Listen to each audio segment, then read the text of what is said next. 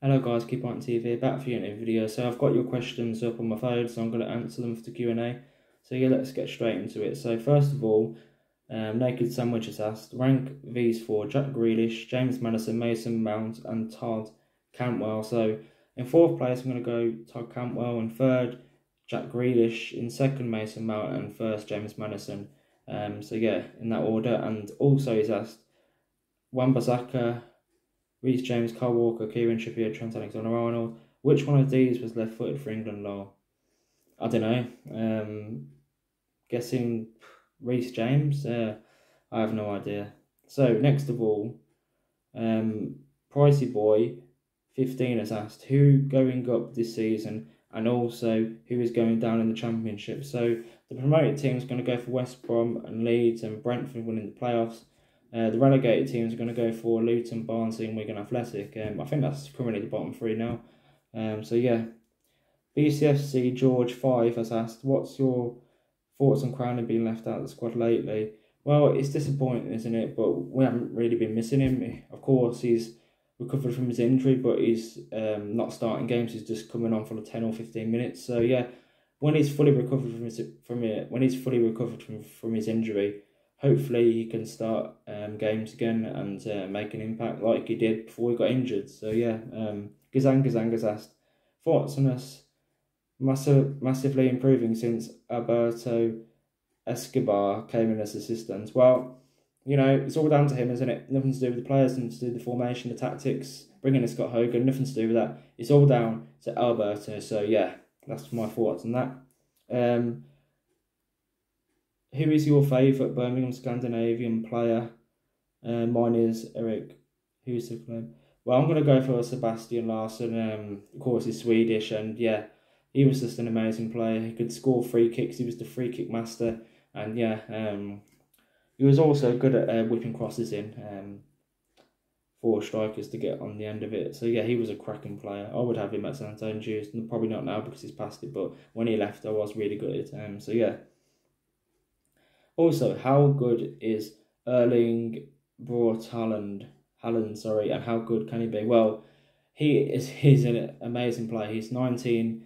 He scored 2 goals against PSG in the first leg. One of them goals just being out this world.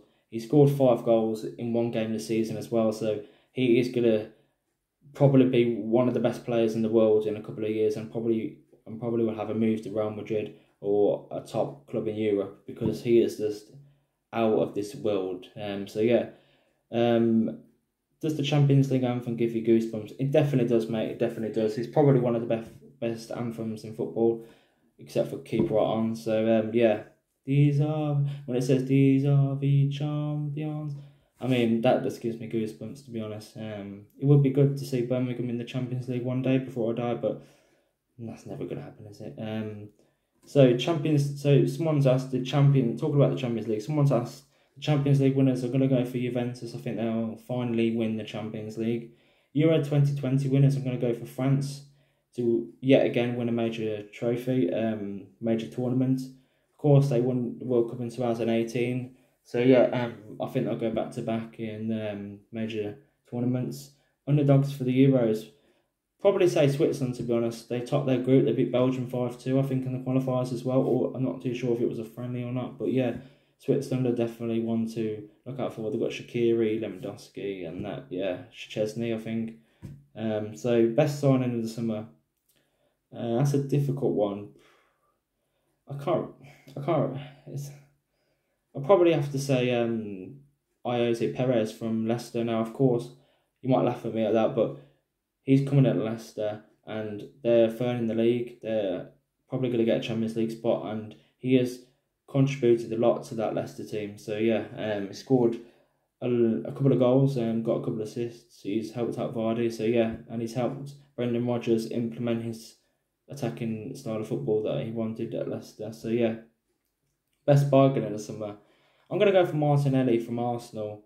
Now, you might laugh at me, but he's got 10 goals. He was signed on an undisclosed fee, and yeah, he's one for the future as well. He's only at 18, I think, something like that. So yeah, to get 10 goals as well at that age, at that level of club is pretty impressive. Of course, with the likes of Lacazette and Aubameyang in front of you as well. So yeah, player of the season. Player of the season, I'm probably going to have to go for Wilfred Ndidi. Now, of course, Liverpool are winning every single game, but Wilfred Ndidi has been critical to Leicester yet again. Yet another Leicester player. Yeah, that's right. He's probably been better than Kante in that title-winning season. Maybe, not too sure if you agree with me on that one, but he's been outstanding. When I've watched Leicester this season, he's been a tank. So yeah, and of course, he's probably one of the main reasons that Leicester were in the top four. So yeah, like I said before about Perez. So player that surprised you? Well, player that surprised me is Danny Ings from Southampton. He has got 18 goals this season. 18 goals for a team that was fighting for relegation. 18. It's unbelievable, isn't it? And of course, he has, in the second half of the season, he has been on fire. He got the winner against Leicester. He's helped Southampton move away from the relegation zone. I think it's at 15, or I'm not too sure if it's 15 or 18, but he's definitely got a lot of goals. It's near the 20 mark. And for a Southampton player, that is amazing, especially when Chowdhury has got 0 goals. But yeah, best young player under 23s. It's a difficult one. Probably Marcus Rashford from Manchester United. And he also said that was for the Premier League so far in the Premier League. So yeah, Luke Bailey has asked, how do you think Brentford are doing? Well, you guys are doing amazing. I've tipped you for promotion to get promoted via the playoffs. You're currently in the playoffs. You was unlucky not to beat us, in my opinion. So yeah, good luck to you for the rest of the season. And yeah, I remember the days when you was in League One. So good luck to Brentford. Hope you go up. I kind of like Brentford, but yeah. Who is your favourite Blues player of all time? It's got to be Super Kevin Phillips, hasn't it? Super Kevin Phillips. You just gotta love him. I mean, every time he played, he scored. He always found the back of the net, no matter what. So yeah, definitely Kevin Phillips. Although he was with us for about 2 or 3 seasons, so not long. He was still my favourite player. Some people might say Trevor Francis, but of course I wasn't alive in that time zone. So yeah, hang on.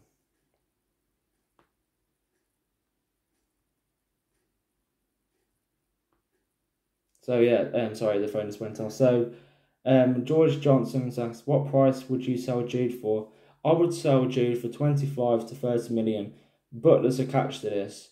Only if we spend that money wisely to upgrade the squad, to make our squad better. There's no good getting 25 to 30 million for Jude Bellingham and not spending hardly any money to make the squad better, strengthen the squad. So yeah, if it's 25 to 30 million, but we're not going to spend that money to make the squad better, then no. But if it is 25 to 30 million and then we take the money and then make the squad better and improve it and strengthen it in key areas, then yeah, I'll probably take that money, to be honest. The final question is from Arsenal Vlogs. So he's asked, what's your thoughts on Birmingham run at the moment? Do you think you can get a top 10 finish? Well, we're on an amazing run of form. I didn't really expect it to happen. And of course, we're playing some good attacking football. Do I think we can get a top 10 finish? To be honest, I'm not too sure. Of course, there's a lot of teams that can get in the top 10. It's really tight. So if we keep this run of form up, then why not? But I'll settle for a 12th, 13th place, to be honest, in the table. So yeah, hope you've enjoyed this Q&A. It's been a long video, and yeah,